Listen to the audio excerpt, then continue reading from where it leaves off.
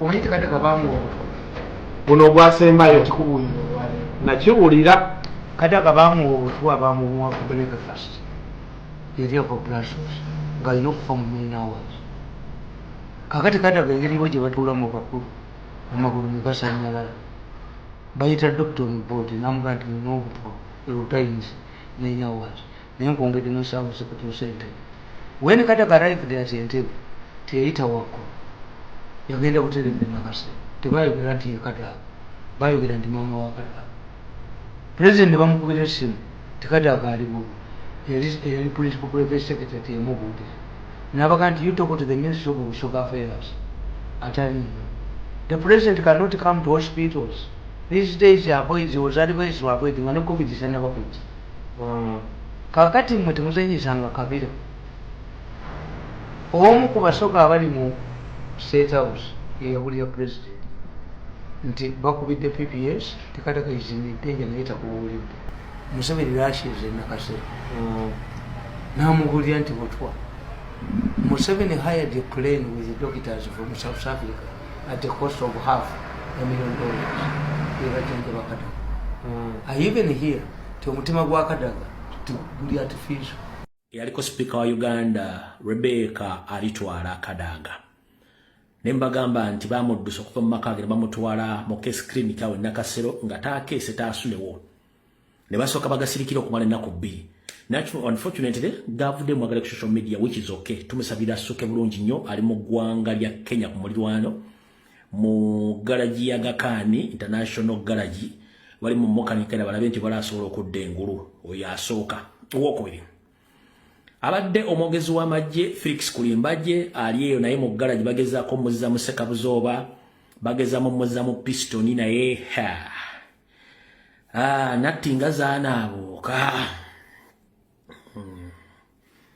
Felix Kulimbagye naye ali eyo mu garage bagezaako mukanika omuzza mu Pistoni amuzza mu Ssekabuzooba n'ebiziiza naye natti bwe bateeka natti ne Ssekabuzooba waanaabuuka ebituli bingi ziyitako buyisi mbeera yo tewoomya nakabululu nga wetwogererwa okusinziira ku liable sources secretary office agiwereddeyo mu katandaalo ka garagi n'agiwa kulisi busiru yagenda okwogerera amagye okuva n'olwaleero musabe nnyo kubanga ayinza obutaddamu kwogerera amagye nga kulisi busiru olwaligo waddewo office mutereevu olw'okuba nti Kulimbagye ali mu garagi bagezaako omugeza muteeka mu Ssekabuzooba naye obanyola Ssekabuzooba ogiteeka natti eyitako buyisi tekwata lwebateeka piston oluteeka mbooti tekwata eyika buyisi tuse bagambye nti tulete kulisi busiru taking over office so kuva n'olwali temugenda kuddamu kola Felix Kulimbagye ng'ayogerera amagye agenda kubeera kulisi busiru era office bagimuwadde mu butongole akwate mugenda kira mawulire wonna so kulisi busiru yagenda okubeera nga yazze mu kifo eky'office yagiwaddeyo kati naago nga bawadde njagala genda ku mawulire amalala nawo tuveewo nali wano wennyini wentudde nempeereza obubaka eri maama Rebecca Alitwala Kadaga ne mugamba maama Rebecca Alitwala Kadaga you have one last chance to hurt General Museveni where it hurts most era ne mugamba nti kiri mu mwaka guno gwa 2025 ne mujjukiza nti the very first humiliation maama Rebecca Alitwala Kadaga gye yafuna was the demotion nga bamujja ku kifo ky'obwa speaker nga bakiteekamu omugenzi Jacob Olanya. Maama Rebecca Alitwala Kadaga gwali omulundi gwe ogusooka okutunula mu kamwa ka General Museveni n'omugamba basigadde batya okumugamba wamugamba yakomawo ku kifo ky'obukulembeze by the power of your hand mu byafaayo bya Kaguta General Kikofiira tayagalira ddala kulaba muntu yamuyamba nga yeewaana ayagala omuntu yenna yamuyamba obere wansi eyo underdog obere sirevu nga tokyogerako tunula kyakoze mu bitundu bya Buganda gye mukomye okukiraga nti mwamuyamba okujja gyakomye okubateekako ekigere that's General Museveni for you nakulabula nenkulaga nti ku mulundi ogwokubiri akutadde ku another level of okuswazibwa humiliation nga akutaddeko ekiyenje ekya Anita Amongi kikujja mu kifo kyewali otuddemu ku Seekaawo era General Museveni yakituukiriza nti teyakuba bukubi kuva ku kifo kya speaker wabula n'akafo ke wali osigaza ak'amaanyi mu kibiina akalaga nti oli w'amaanyi yakakujjako oyo ye General Museveni. Ne nkugamba nti ku mulundi guno gwokka mu bantu bonna abakolaganye ne General Museveni, it's only you who stands a chance okumukuba awaluma lwa nsonga be yakola bw'atyo bonna yali amaze okubatuusa ku level nga there are nobodies to hurt him. Nenkuwa ne example, nenkugamba banno bano bajjakana Nadduli batamala emirundi n'abasigadde. Nenkugamba mu kaseera we balina okuhatingira General Museveni tebamuhatinga, yamala ye n'abahatinga. Nenkutwala ku ba VP babu Kenya nti mu kaseera we balina okumuhatingira, he reached out to them ne balowooza they've reconciled. In the end, General Museveni takola bwatyo, he retaliates. Nenkugamba Mama Rebecca alitwala Kadaga, this is the time woyina okubira General Museveni awaluma, kuba wali okimugambye openly, wamugamba yeggwa nnwana, wakimugamba nga muli mu bululu bwammwe bwa NRM. Nenkomawo nenkugamba nti ekyo General Museveni tewali yali akikoze. They don't do that to him.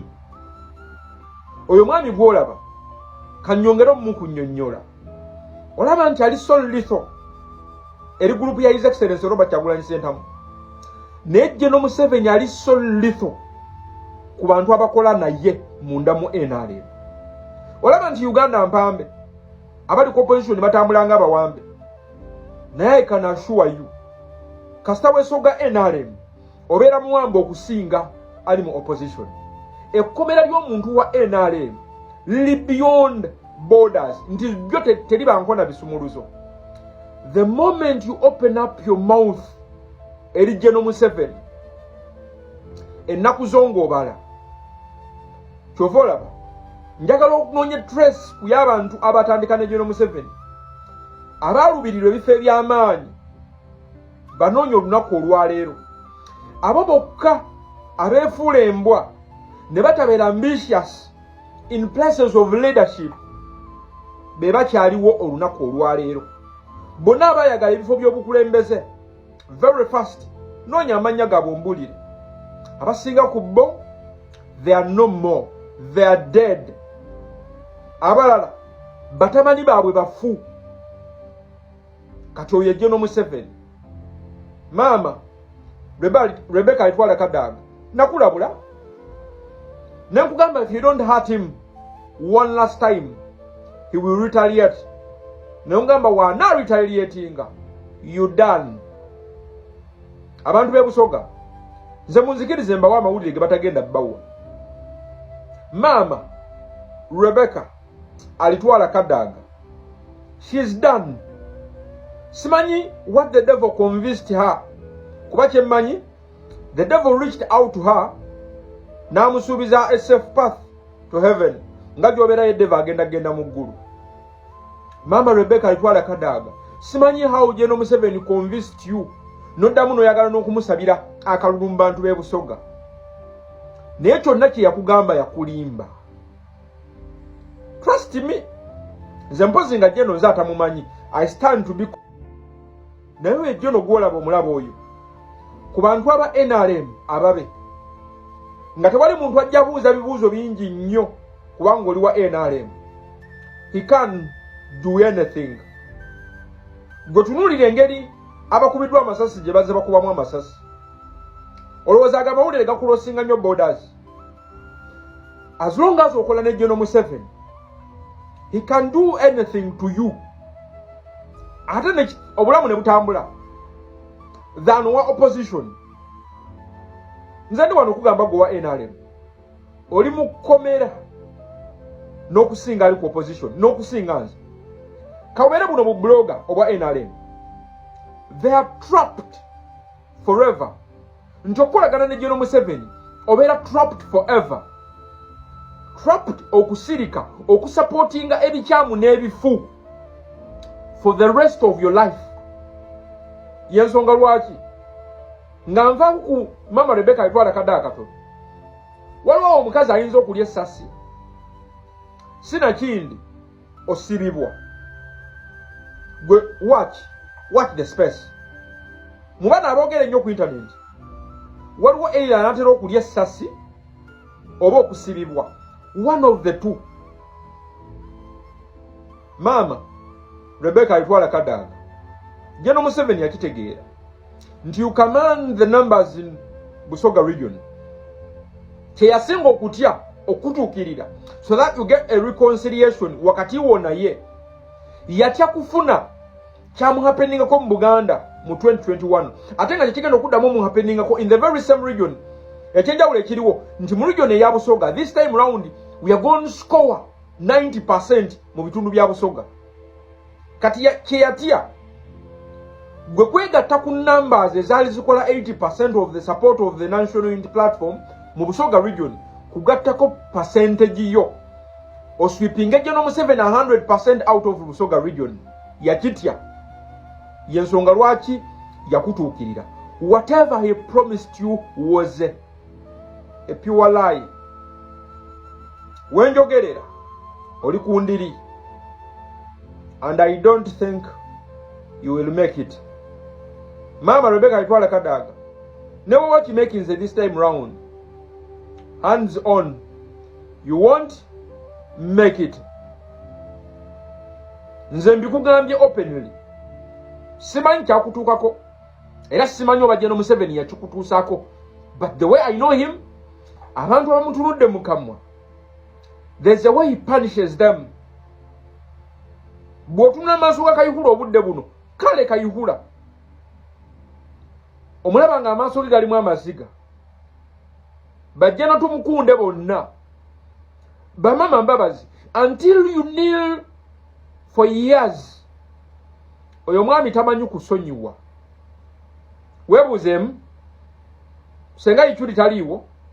He was the best of the bloggers of the NRM. No more. N'abasigadde kyekandibadde kisaba Abiriga people like Abiriga kyekandibadde kibassa yali completely an NRM addict. Mbulirizamu n'abasigadde bangi bajjeno abakusooka mama Rebecca alitwala kaddaga nga today they are no more. Video egwa bweti abantu be Busoga you have a chance okurevenginga for mama Rebecca alitwala kaddaga mukaluke tugendamu muswipinge General Museveni si yekka ku mulundi guno temumwana babaka mwakola ensobi mukaluka 221 ne mumuswipinga ku kifo kya president niye ne mumuwa babaka this time round mumuswipinge completely out of Busoga region. Mama nakulabula tewawulira. It's time